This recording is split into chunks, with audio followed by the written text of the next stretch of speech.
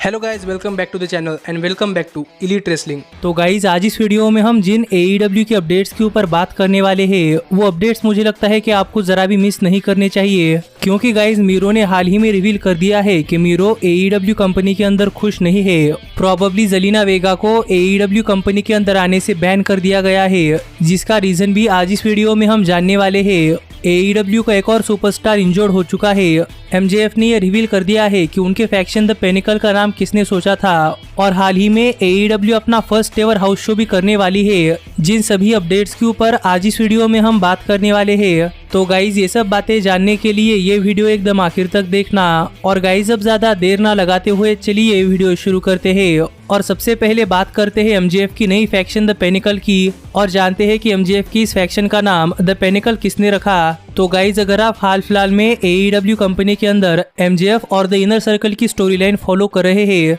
तो आपको पता होगा कि इनर सर्कल के MJF के ऊपर टर्न करने के बाद MJF ने अपनी एक नई फैक्शन AEW कंपनी के अंदर बना ली थी। और MJF ने इस फैक्शन को AEW के ऑडियंस को इंट्रोड्यूस करवाते समय इस फैक्शन का नाम द पिनेकल बताया है, जो कि देखा जाए तो एक काफी अच्छा नाम है। लेकिन गाइज हाल ही में MJF का इनसाइड द रोप्स के साथ एक इंटरव्यू हुआ है, और इस इंटरव्यू में MJF से बात करते हुए इंटरव्यूअर ने MJF से पूछा कि MJF के फैक्शन का नाम द पिनेकल किसने सोचा था, और कौन इस आइडिया के साथ आया कि MJF के फैक्शन का नाम द पिनेकल होना चाहिए। तो गाइज इस सवाल का जवाब देते हुए MJF ने रिवील किया कि अपने फैक्शन का नाम द पिनेकल खुद MJF ने ही रखा है, और MJF के माइंड में AEW कंपनी ज्वाइन करने से पहले से भी एक थॉट था कि अगर कभी रेसलिंग इंडस्ट्री के अंदर MJF को किसी फैक्शन को लीड करने का मौका मिलेगा तो गाइज उस फैक्शन का नाम MJF द पिनेकल रखने वाले हैं। जो बात MJF ने AEW कंपनी ज्वाइन करने से भी काफी पहले सोच ली थी, और MJF हमेशा से ही चाहते थे कि अगर उनकी कोई फैक्शन है तो उसका नाम द पिनेकल हो। इसीलिए जब MJF को AEW कंपनी के अंदर एक फैक्शन को लीड करने का मौका मिला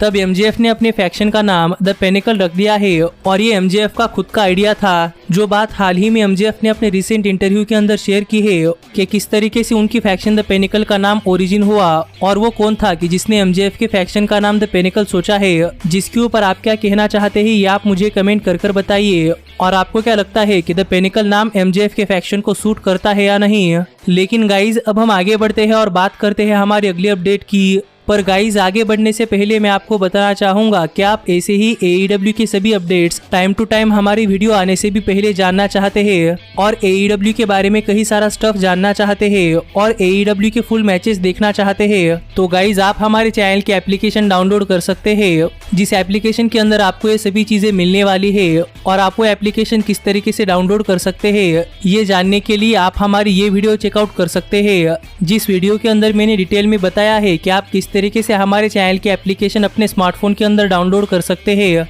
तो अगर आप AEW के regular updates time to time जानना चाहते हैं तो गाइज आप हमारे चैनल की एप्लीकेशन डाउनलोड करना मत भूलना। लेकिन गाइज अब हम आगे बढ़ते हैं और बात करते हैं हमारे अगले अपडेट की, और जानते हैं कि हाल ही में AEW का एक और कौन सा सुपरस्टार इंजर्ड हो चुका है। तो गाइज मैं तो आपको फिलहाल में बता ही रहा हूँ कि AEW के बैकस्टेज से फिलहाल में ऐसे कई सारे न्यूज सामने आ रहे हैं कि AEW के सर्टन रेसलर्स को इंजरी हो चुकी है, और वो फिलहाल में AEW के टेलीविजन के ऊपर कम्पीट नहीं कर सकते। और ऐसे नामों के बीच AEW के कई सारे रेसलर्स आते हैं, जैसे कि कोडी रोड्स, क्रिस स्टैटलैंडर, और हाल फिलहाल में इंजर्ड हुए डार्क ऑर्डर के मेंबर जॉन सिल्वर। पर इन सब रेसलर्स के अलावा AEW का एक और रेसलर है जिसे भी फिलहाल में एक इंजरी हो चुकी है। और गाइज माना कि मैंने ये अपडेट काफी देर से कवर की है, पर अगर आप हमारे चैनल की एप्लीकेशन यूज करते हैं तो गाइज आपको पता होगा कि ये रेसलर कौन है, क्योंकि गाइज इस वीक का AEW का डायनामाइट शो प्रमोट करने के दौरान टोनी खान ने ये कहा था कि इस वीक हमें AEW के डायनामाइट शो के ऊपर लैर्डो किड का AEW कंपनी के अंदर रिटर्न देखने को मिलने वाला है। पर इसी के ऊपर बात करते हुए टोनी खान ने ये भी रिवील किया था कि गाइज लैर्डो किड AEW के डायनामाइट शो के ऊपर क्यों आ रहे हैं, जहां पर टोनी खान ने ये रिवील किया था कि गाइज AEW का एक और रेसलर जो कोई और नहीं बल्कि डेथ ट्रायंगल के मेंबर पाक है, उन्हें फिलहाल में एक एंकल इंजरी हो चुकी है जो कि AEW के रेवोल्यूशन पेपर में हुई है, और इसी इंजरी के चलते फिलहाल में पाक AEW के टेलीविजन के ऊपर नहीं आ सकते। और इसीलिए लास्ट वीक के डायनामाइट शो के ऊपर पाक को रिप्लेस करते हुए लैडो किड ने AEW कंपनी के अंदर अपना कमबैक किया था। जो बात टोनी खान ने हाल फिलहाल में ही रिवील की थी कि AEW सुपरस्टार पाक एक एंकल इंजरी को फेस कर रहे हैं और फिलहाल के लिए तो हमें नहीं पता कि इंजरी कितनी सीरियस है और इस इंजरी के अंदर पाक को कोई सर्जरी करवानी पड़ सकती है या नहीं, या फिर पाक को इस इंजरी से रिकवर करने के लिए कितना टाइम लगने वाला है। बस हमें सिर्फ इतना ही पता है कि पाक हाल फिलहाल में एक इंजरी को फेस कर रहे हैं, जिनकी इंजरी के ऊपर अगर फ्यूचर में कोई अपडेट्स आते हैं तो गाइज वो अपडेट्स मैं आपके साथ जरूर शेयर करूंगा। लेकिन फिलहाल में तो ये कंफर्म है कि पाक को एक एंकल इंजरी हो चुकी है और इसी इंजरी के चलते हाल फिलहाल में पाक AEW के डायनामाइट शो के ऊपर नहीं आ रहे,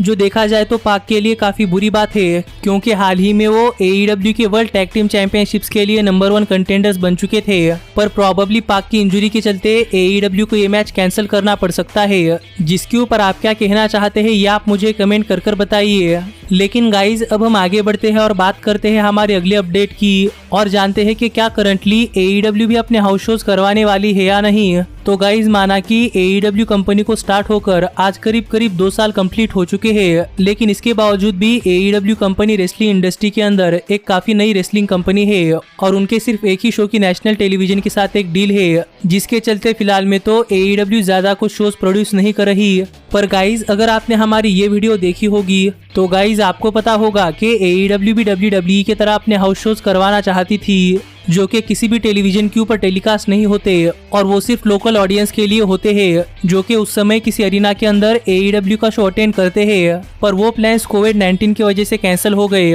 पर हाल ही में जब अपना लाइव डायनामाइट शो खत्म करने के बाद टोनी खान AEW के फैंस को एड्रेस करने के लिए आए थे, तब वहाँ पर इस वीक का डायनामाइट शो अटेंड करने वाले फैन में से एक फैन ने एक ट्वीट कर बताया कि इस वीक का डायनामाइट शो ऑफ एयर जाने के बाद टोनी खान ने वहां पर फैन से आकर क्या कहा है। और यहां पर उस फैन ने ट्वीट करते हुए कहा कि इस वीक का डायनामाइट शो खत्म होने के बाद टोनी खान ने बाहर आकर सभी फैंस के सामने एक अनाउंसमेंट कर दी है कि गाइज आने वाले अप्रैल 7 को AEW उनका फर्स्ट एवर हाउस शो करने वाली है, जिसका मतलब कि वो शो कहीं पर भी टेलीकास्ट नहीं होने वाला और प्रॉबेबली AEW के यूट्यूब चैनल पर भी नहीं, जो देखा जाए तो AEW की तरफ से काफी बड़ी मूव है, क्योंकि गाइज अप्रैल 7 रेसलमेनिया वीकेंड है और उस वीकेंड के अंदर काफी सारे रेसलिंग शोज अपना काफी बढ़िया रेसलिंग शो ऑर्गेनाइज करते हैं। तो इन्हीं शोज के अंदर AEW ने भी अपना first ever house show announce कर दिया है। जो हाउस शो कैसा होता है ये अब देखना पड़ेगा और ये भी देखना पड़ेगा कि क्या इस हाउस शो के बाद AEW रेगुलरली अपने कुछ हाउस शोज करती है या नहीं। पर फिलहाल के लिए तो ये कंफर्म है कि AEW रेसलमेनिया वीकेंड के ऊपर अपना फर्स्ट एवर हाउस शो करने वाली है और इस हाउस शो के लिए भी AEW ने कई सारे मैचेस पहले से ही एडवर्टाइज कर दिए हैं। जो मैचेस कौन से हैं ये अगर आप जानना चाहते हैं तो गाइज आप हमारे चैनल की एप्लीकेशन डाउनलोड कर उस एप्लीकेशन के अंदर हमारी ये पोस्ट पढ़कर समझ सकते हैं कि AEW ने अपने फर्स्ट एवर लाइव शो के लिए कौन कौन से मैचेस पहले से ही एडवर्टाइज कर दिए हैं। या फिर आप क्रोम के अंदर हमारे चैनल की वेबसाइट aewhindi.com के ऊपर भी जाकर ये आर्टिकल पढ़ सकते हैं। और आप भी मुझे कमेंट कर बताइए कि आपके AEW के रेसलमेनिया वीकेंड के अंदर अपने लाइव शोज करवाने के ऊपर थॉट्स क्या है। लेकिन गाइज अब हम आगे बढ़ते हैं और बात करते हैं हमारे अगले अपडेट की और जानते हैं कि क्या AEW कंपनी ने जेलिना वेगा को अपनी कंपनी में आने से बैन कर दिया है या नहीं। तो गाइज अगर आपने जेलिना वेगा को WWE कंपनी के अंदर फॉलो किया है तो आपको पता होगा कि जेलिना वेगा किसी भी रेसलर के लिए काफी बढ़िया मैनेजर का रोल करती है और वो खुद भी एक रेसलर है जो कि काफी बढ़िया मैचेस डिलीवर कर सकती है। पर हाल ही में WWE ने जेलिना वेगा को अपने कंपनी के अंदर से थर्ड पार्टी प्लेटफॉर्म्स के रूल्स के चलते निकाल दिया है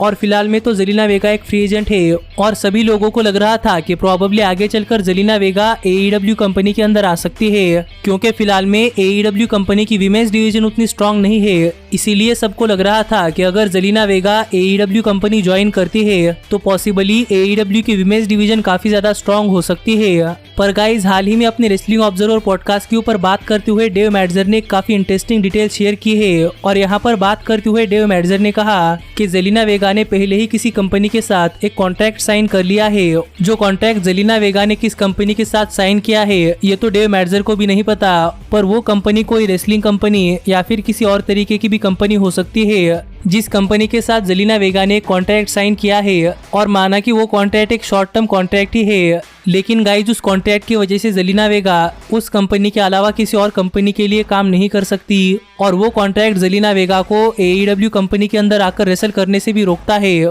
जो बात हाल ही में डेव मैडजर ने अपने रेसलिंग ऑब्जर्वर पॉडकास्ट के ऊपर कही है जिससे तो आप समझ ही सकते हैं कि गाइस जेलिना वेगा ने जिस कंपनी के साथ एक कॉन्ट्रैक्ट साइन किया है वो कंपनी जेलिना वेगा को किसी और कंपनी के साथ काम करने की इजाजत नहीं देती और प्रॉबेबली उस कंपनी ने जेलिना वेगा को AEW कंपनी के अंदर अपीयर होने से भी बैन कर दिया है, जिससे कि आप समझ सकते हैं कि गाइस जेलिना वेगा को AEW कंपनी के अंदर आने से AEW कंपनी ने नहीं बल्कि उस कंपनी ने बैन किया है जिस कंपनी के लिए फिलहाल में जेलिना वेगा काम कर रही है, जो देखा जाए तो एक काफी बुरी न्यूज है क्योंकि जेलिना वेगा AEW कंपनी के लिए काफी बड़ी एडिशन हो सकती थी। पर फिलहाल में तो जेलिना वेगा ने किसी और कंपनी के साथ एक कॉन्ट्रैक्ट साइन कर लिया है, जो कॉन्ट्रैक्ट कितना लंबा है ये तो अब तक रिवील नहीं हुआ। पर गाइज माना ऐसा जा रहा है कि ये कॉन्ट्रैक्ट एक शॉर्ट टर्म कॉन्ट्रैक्ट है जो कि काफी जल्द खत्म हो जाएगा। तो अब देखना पड़ेगा कि जेलिना वेगा का ये कॉन्ट्रैक्ट कब खत्म होता है और जेलिना वेगा फिर एक बार फ्री एजेंट कब बनती है। और जेलिना वेगा की सिचुएशन के ऊपर आपका क्या कहना है ये आप मुझे कमेंट कर बताइए।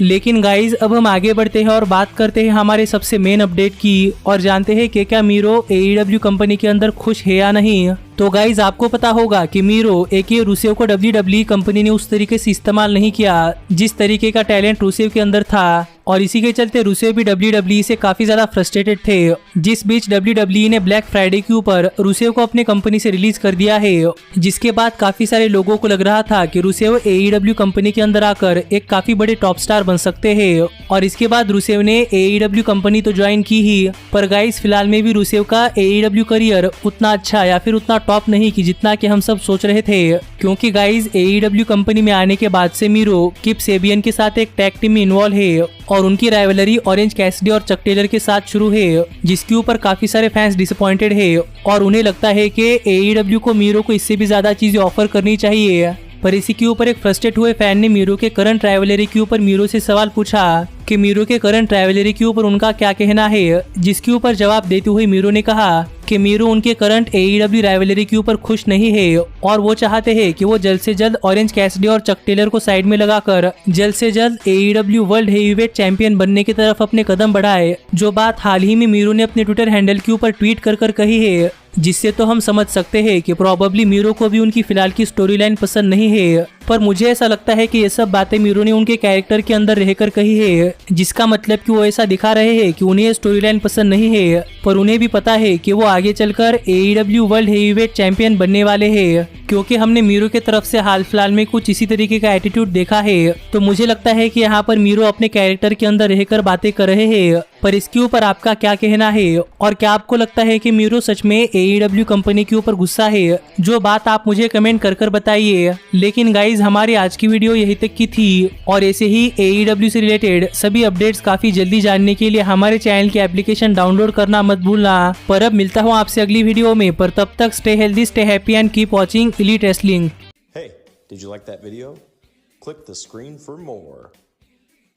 And where do you think you're going? Check out our official merchandise page and to support the entire cast. And thanks so much for being the elite. The elite, the elite. What, Nick, you're not going to sing it all with me this time?